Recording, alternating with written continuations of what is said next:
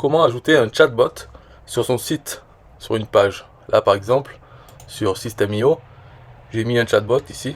Donc c'est une page de capture, hein. On peut commencer, on a la capture email, mais ici il y a un chatbot. Et donc les gens lisent et commencent à voir voilà, demande la vidéo, donc vidéo de présentation. Là ils peuvent acheter directement le produit ou voir la vidéo suivante qui va plus loin dans l'explication du produit. Voilà, ouvrir un compte de TPE, ils peuvent y aller directement, ou faire suivant. Voilà, encore d'autres choix et vidéos suivantes. Donc c'est interactif. Comment faire ce chatbot pour site web? Ce n'est pas lié à Facebook, Instagram ou autre. Donc pour ça, j'utilise l'outil de bulle de rôle, qui s'appelle le chatbot, Sitebot. Donc ici c'est la première. Et ensuite on va. Donc là on peut placer comme on veut. Moi j'ai mis en cercle. Donc c'est la première. Et ensuite ça va dans le sens des aiguilles d'une montre. Donc on fait les liens. Ici, donc voilà, après quand ils cliquent sur le bouton, ils arrivent à présentation, ils peuvent acheter le produit ou passer à la vidéo suivante. S'ils achètent le produit, ça ouvre dans une nouvelle fenêtre et ça fait un délai de 1 seconde et demie et ça revient à cette étape, quoi, de présentation. Donc s'ils reviennent sur la fenêtre, ils voient encore présentation et ainsi de suite.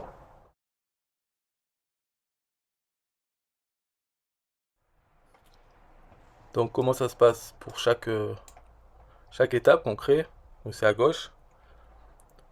Ici, quand on clique dessus, on a, voilà, celui-là c'était bouton. Question avec bouton. Donc je marque un titre et en dessous je donne l'URL d'une vidéo YouTube.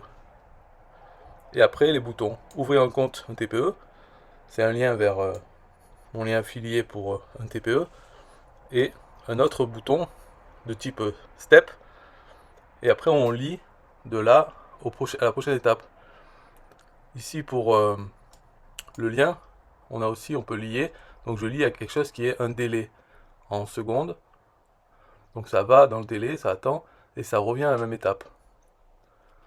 Ça permet que quand la personne va sur un TPE et referme la fenêtre, quand elle revient sur le chatbot, elle est encore à cette étape avec toujours le même choix.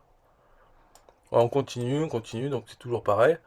Et à la fin, la dernière étape, ici, fin du tutoriel, la suite est dans la formation complète. Donc on a encore un bouton pour acheter et un pour redémarrer le tutoriel. Et donc c'est le step qui va à la première vidéo. Donc vraiment le premier step, lui, il est visible qu'une seule fois. Et ensuite, quand il démarre les vidéos, après ça fait une boucle. Voilà. On peut recommencer tout le temps. Voilà comment faire un sidebot sur une page. Donc après, une fois on a fini, on prend le embed code, ça là, et on le met dans un élément de type code HTML sur sa page System.io. Donc la recommandation, c'est d'avoir quand même assez de place en largeur et en hauteur. Donc sur cette page, j'ai mis tout ça, quoi. Et la suite, c'est des éléments de System.io normaux, quoi. Donc quand on rafraîchit, on a le chatbot qui se charge dedans dans l'iframe.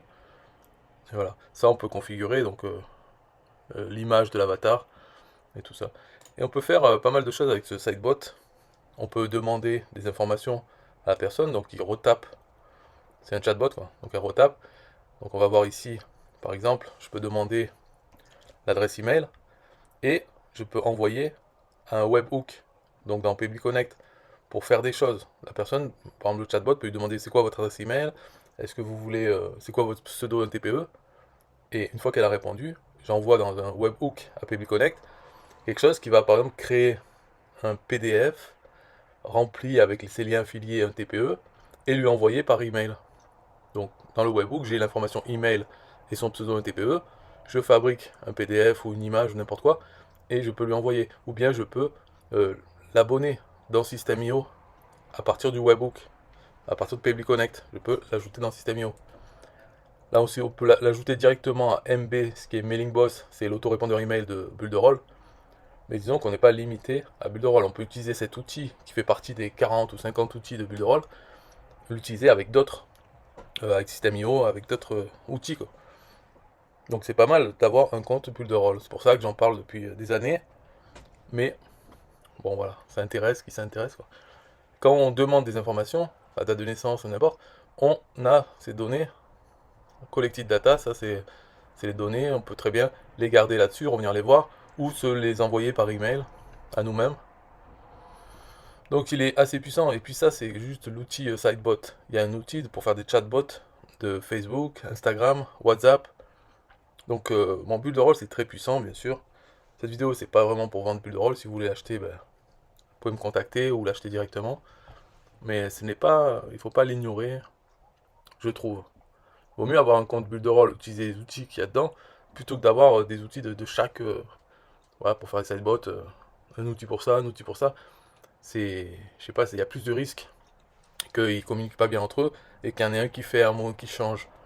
Là, tout regroupé dans bulle de rôle, avoir aussi System.io, pourquoi pas, euh, Public Connect pour faire des automatisations, et puis quelques autres, mais c'est tout quoi, faut pas s'exciter je trouve, hein. Enfin bon, bref, bye bye.